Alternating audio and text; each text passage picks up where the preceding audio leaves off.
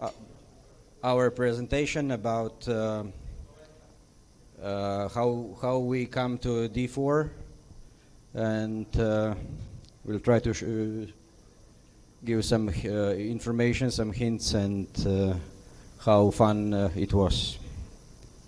First, a bit of history from where I'm coming. I'm Sugar 55 Oscar from Radio Klub Domžale in Slovenia. It used to be YU3 Charlie Alpha Bravo back in '57, in the previous century.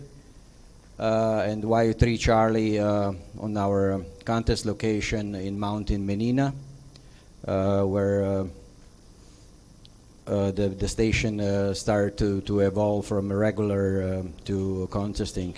First, as seen on the first photo, the guys went just up to the mountain with the tents and working VHF. And then they decided back in '74 to put a wooden house, and later on in '84 a tower, where we were working a lot of VHF and some HF as well, but then find out that snowy winters are not for us for having serious contests, especially not possible on all bands. And so later on we had the opportunity to work from Sugar 50 Charlie for the last 10 years or so downtown. Here you can see on the very right the foot of Sugar 53 Charlie on our least 161 meters high tower, where we hang our 160 meters antennas for the CQWW 160 contests. But because of the snow, we decided one year and watching all the guys around, reading the 3830 and the stories, that would be really fun to go some portable operation. So 10 years ago we went for the very first time abroad as a group, and here is where the real Charlie portable story starts. There were 5 of us going just with a single van. We thought that a single van is just enough, but later on find out that should be a bit more. We had a really good time renting a nice 2 apartments, put some antennas. This is not the main antenna, but it's 80 meters in band, just put to listen a bit while we were transmitting as well. The 2014 multi-single story made just around 5,800 contacts, which was very good for us, but we were 18th in Europe at that time. When we came home, we just started to talk what to do, and later on we started with the Corsican story, where we find a great place with help of Google and Hey What's That, where we measured the directions and possibilities where to go. The group very fastly grow with the 3 more guys. The very last one, Mattia, just decided a day prior to the contest that he would like to join us, and we bought the ticket for the ferry, and he was on board. So already in 2015, number 6 in multi-single, but that was what we were capable at the time, 8 tops. Sorry. Okay, so from 2016 to 22, this station evolved quite a lot. Also, we had 7 more people to our group, so altogether now are 13. Quite hard to accommodate everybody, but usually somebody drops out and we get one. When we got at least one extra bed to fill in on the end. Results are improving. We went also one time for CQWW for a 3 days, 3 nights trip, and all were quite successful. Even in Europe, in multi-single, multi-two, and multi-multi, we succeeded at quite nice scores. But okay, I didn't mention that we are going just once a year there, except this 160 operation in CQ Worldwide CW contest. Otherwise, would be too time consuming to go twice or even more times. But then once in 2001 in December, D4C congratulates us on Facebook. With the suggestion that we should one day make a joint operation in the maximum of the solar cycle coming, and word gave a word, a few meetings from Friedrichshafen to S57AL place, and then as well here in Porridge last year. The story developed to the D4C D4C trip. It was quite an organization. We had many Zoom meetings. We had a lot of preparation as well in our club station, where we prepared the things which we thought that would be good to change at the site. The team was really precisely selected. Most of the team is from TK0C verification. They were all verified except Brazzo. We didn't know how to handle him, but okay, somehow when we saw that he's crazy climber, we decided to take a chance.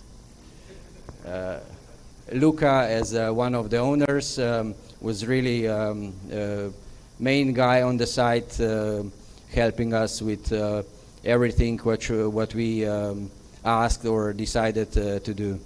And then Marco, HB9 Cat, he was very often member of D4C and knew the site, knew the how to handle the logistics, and was a great operator as well. And the last one to mention is Mark, D44FF or EA8FF.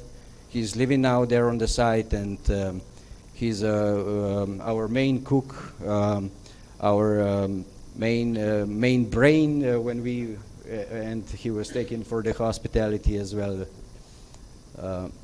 Okay, D4C, you know the site in the middle of the Atlantic.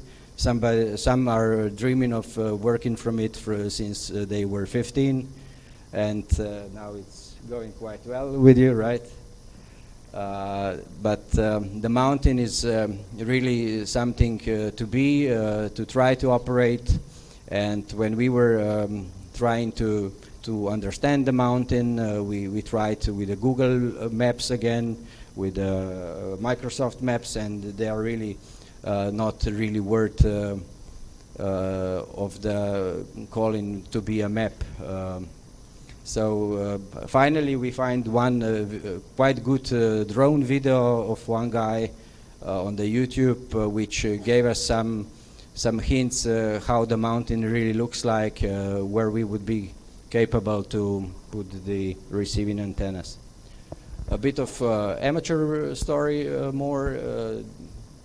Previous owner was Al 4L5A D4B at time before 2007, and he was a really big fan of cubical quads, which you can see here. But maintaining such antennas on such a site is really painful.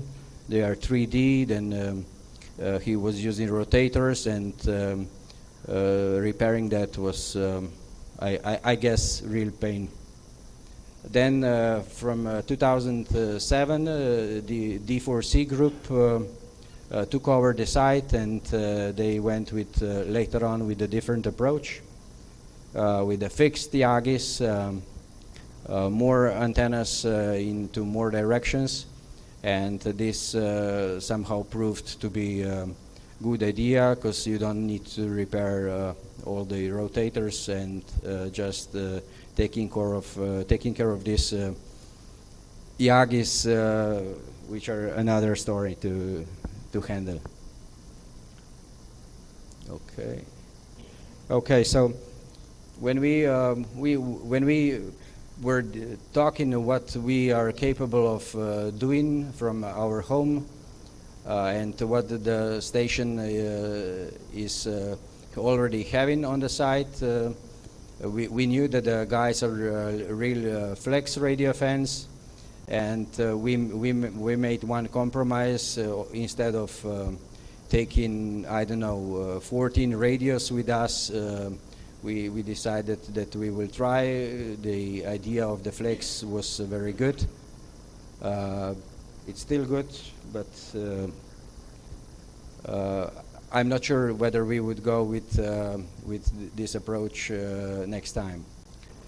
What we used was, or the idea was that we are using this remote option, which is a multiflex. So two operators can run with a one radio full two run or in-band additionally, and that performed quite okay, but not with the software we were using.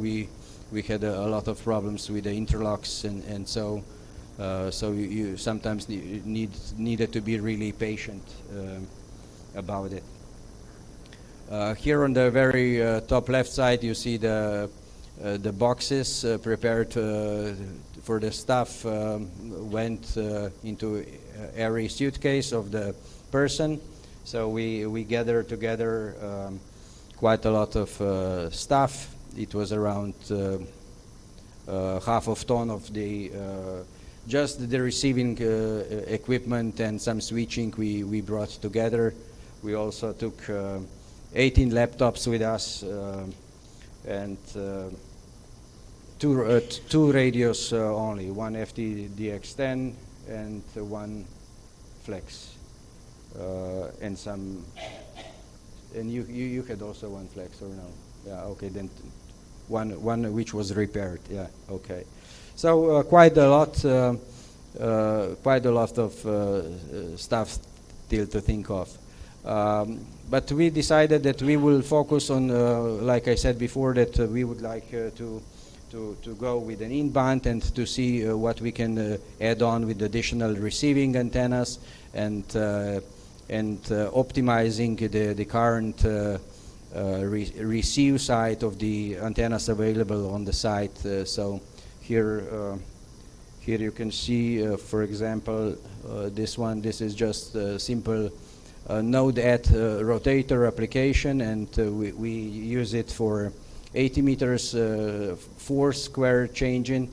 It worked like actually it's a 8 direction system, and what we did is that we try all the time to transmit to north, and to choose into what direction the operator will listen on the vertical system. So for example, he will decide usually to North America or Europe, and the transmission, when every transmission goes, it goes to north, and so the Europe and NA can hear us better because of that. And the reception was made with the beverages and the DHDL loops, which we brought by us to the island.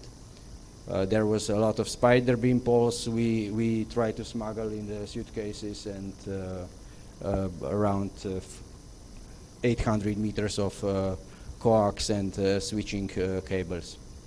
So this is the node red on this Raspberry Pi running. with the relays. What else to say is that we went also from the 40 meters and higher with the same approach. We wanted to be present in two directions all the time, if possible. So we were using our own antenna switches, actually stack matches, and added another cross switch. Similar Ranco has something like that, and we find it very useful that we were capable of transmitting into two directions and listening into two directions, but into two receivers, so two operators on a very same band can handle a pileup easier. And on the right one is the scheme how the IT stuff per band looks like, and the preparation we had at Ivo's place, handling these DJ consoles and flex radios and the logger.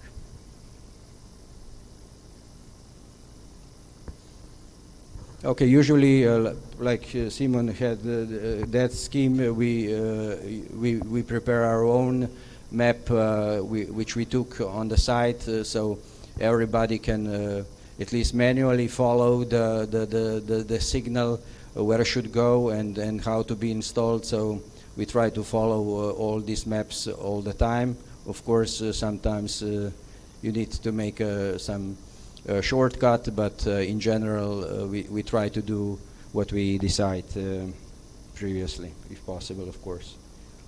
Okay, so here is the group of TK0 Charlie goes to D4C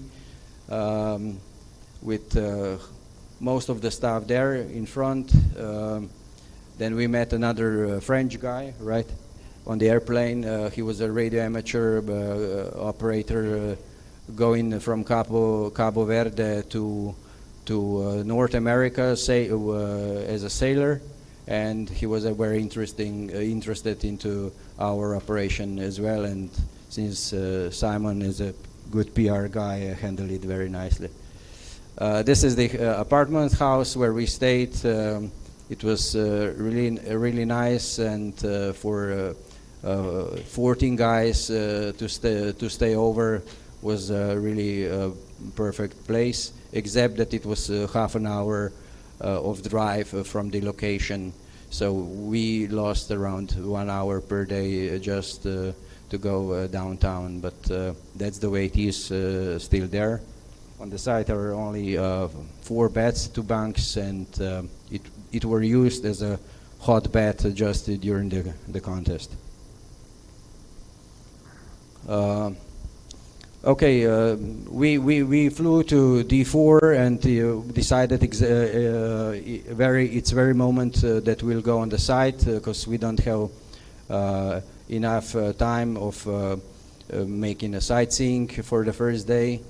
It was a Tuesday afternoon, and Luca gave us a quick tour of the station he has, and then the job started immediately. We divided into several groups, into known groups, the shack staff and the outdoor personnel who ran around the mountain. Firstly, we dismantle everything what D4C has on their tables and clean it up, making the way we would like to have. Luca was just allowing us to do whatever we wanted, and we were really happy that we were capable of doing it, and whatever we thought that we forgot, Luca find a spare part at his back room. On Wednesday, Brazzo came, and he immediately started to run with the tubes, with the tubes. Yeah, after a short break, of course, and the station started to get together nicely, the way we thought. Oops. here you can see this stack match with the additional crossover switch, which was then controlled with a simple controller and the PTT for changing RX and TX directions, and measuring and trying to discover the problems when one of the cables was not working. This is the site, greatly opened to, of course, to all directions, but North America is almost perfect. Europe is perfectly open, and because to North America there is another island there, but since you are double mult, you don't care so much about it. What we did on our area expedition on TK, and also we did on D4 for next time. We measure every antenna, every cable, everything. So we couldn't then compare the losses and the results of the RX of every possible antenna we have. So it's our guide for the next installation. And that's Robis S53 Whiskey as a measurement guy task. Yeah, and the isolations, yes. Okay, the start. Actually, no. This is the view of the station. Here in front, we see the in-band antenna, which was fixed to north. It's a 2-element tri-bander, and we also put 2 verticals fixed to north for 40 meters, only for RX, and we sent the RX through the quadplexer to the house.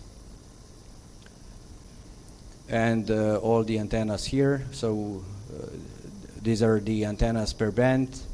A huge amount of elements, and only I think we had antenna problems on two bands, on the 40 and 10 meters, which you discovered with the T connector. Oh, sorry, with the T connector on the end of the contest, right? So that was the outdoor problem. So the 40 meters wire Yagi was repaired. On the Saturday morning, I think, or it was Sunday, but never mind. We repaired in a few hours, and this T connector, which was broken on 10 meters, was working halfly, and but now it's okay. Probably that was the reason why we had also the QRM from the 20 meters, I would say.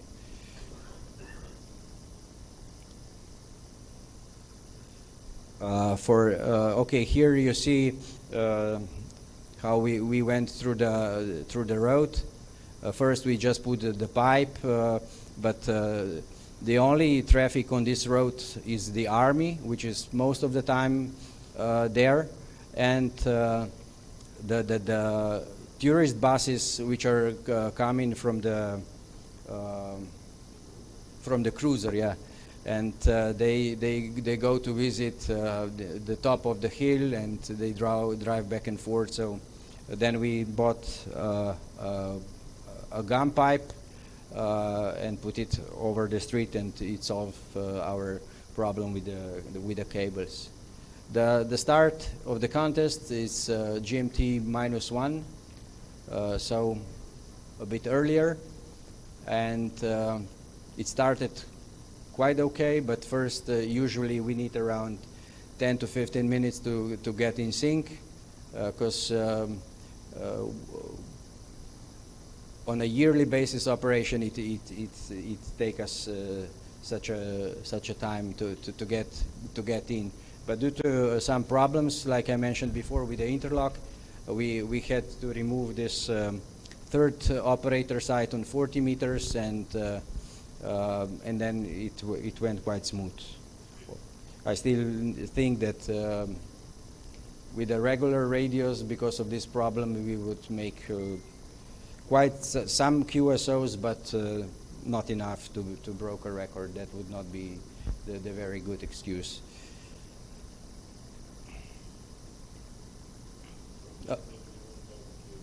Yeah, and definitely 1,000 QSOs, and probably we lost around 2,000 QSOs of not having UA UT stations being QRV. So let's say could be better. Yeah. We also make operator list. Usually the guys decide what band they would like to explore. They try, at least if possible, to stay on very same band, so they know it better, or they learn it while the contest is. But the main thing is that the first night and day, the people are the people are not sitting around if they are empty, with no task, that they can rest properly and just take a focus on the operation. The second day is different, because if somebody is free, usually we find him to make another operation or to do something around, and on the end, few of them are sitting and having a beer while the good results is coming. Okay, here we see Brazzo and Roby repairing this 40 meters inverted Yagi. One element fell. We lost the connection or something was, and yeah, the wire was broken, but was fixed within 1 hour of the time. And here you see our guy. Yeah. Okay, so the result came nice.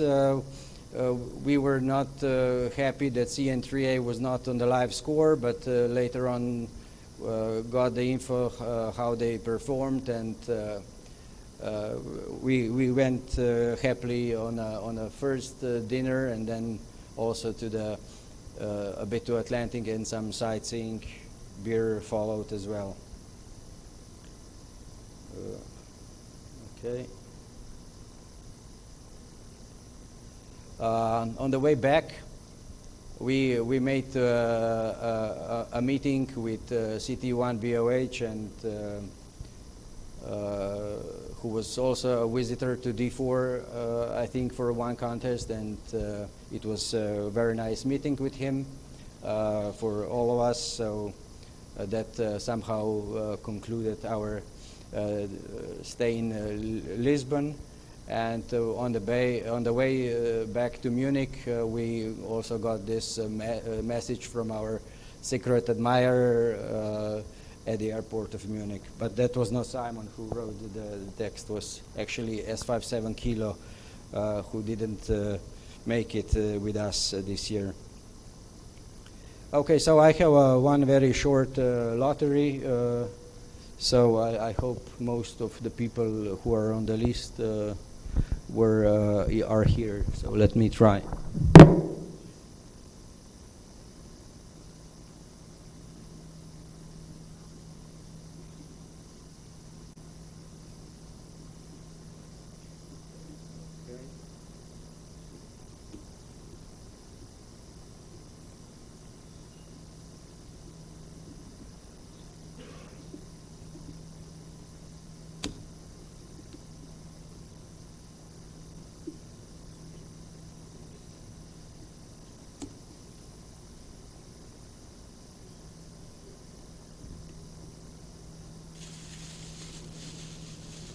So, do we have 4 Oscar 2 Alpha here?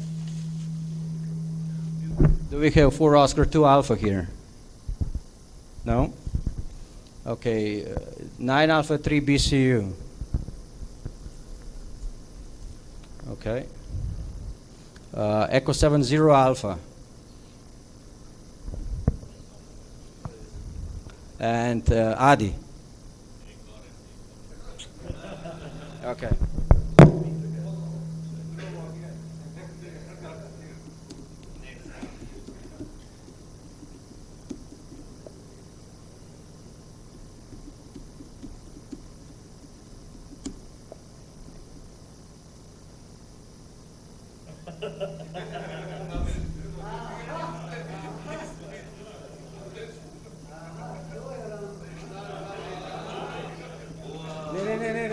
They are okay. I have to remove them. I have to remove.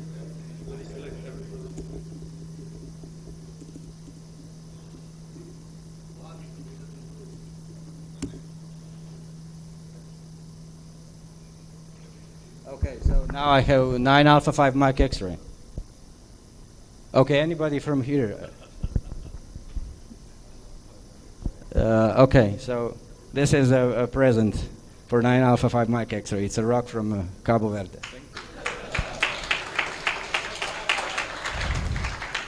Okay, so do we have any more? Then I'll give a present to the guy who gives me a beer, and the one more present.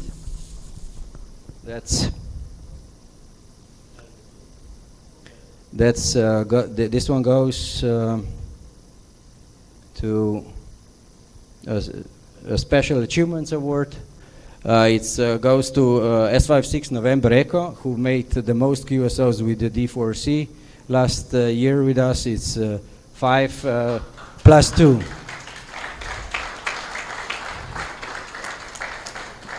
Next time with the pedal. Yeah. Okay, so that was my presentation for this year. Thank you.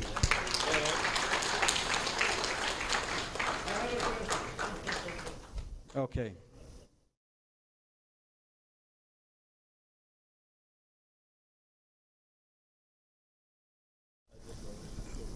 No, but I really have a question for you before you start. How was for you being with us? Well, I need to stand up. This is a tough question. Let's say like that. Of course, every one of us did experience the results of TK0C in the past years. So many of us were sitting on the table with Ranko, with Vedran, with Davor. So and we were like watching that scores and watching how they did everything with how much how to say effort, patience, intelligence, science, how they approach all those activities from TK0.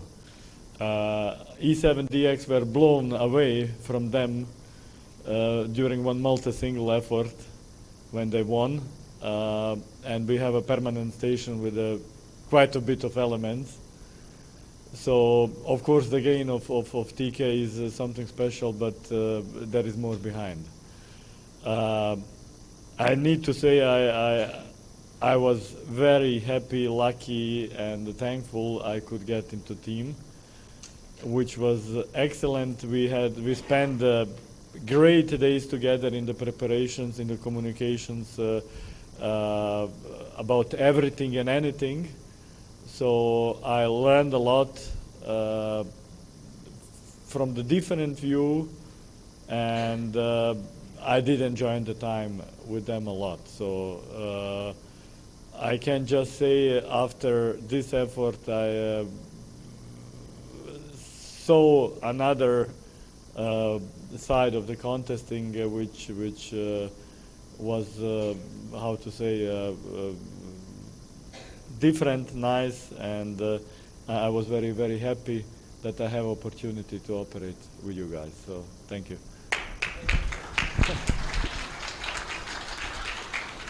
And good that you forgot the question. Okay, thank you.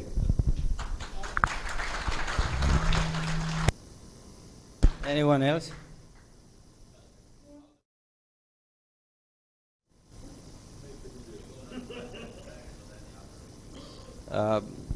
Well, the flex performed okay.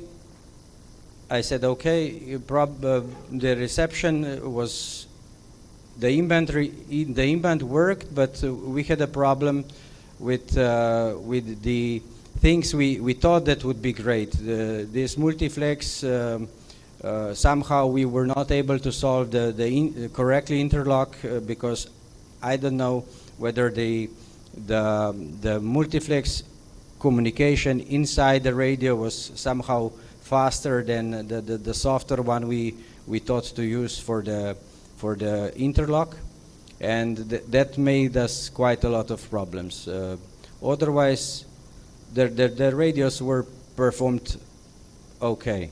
On the one band, we had a problems, but that was probably due to specific radio, that we were like losing the connection all the time. We were hearing some tickings in the radio, which usually on the regular radio you don't even would be possible.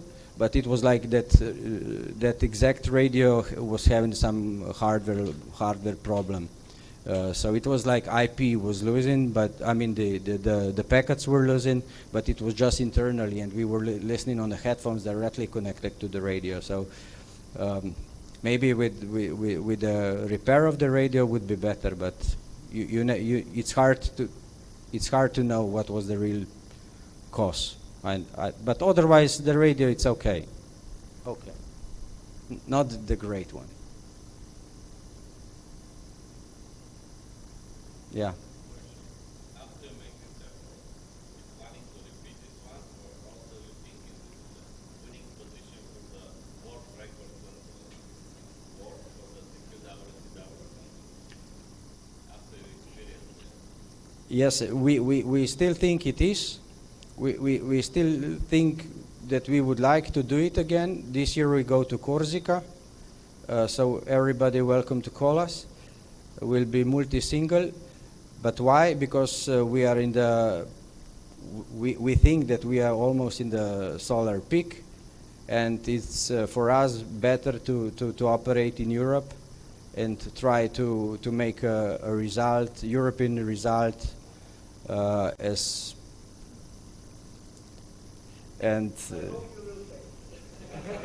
thank you, my friend. But in a year or two, we would like, if possible, to go with the knowledge we learn to D4 again. We think it's possible, but the activity was the problem. There was no enough DXCC active, and like I said, the Russian guys and the Ukrainians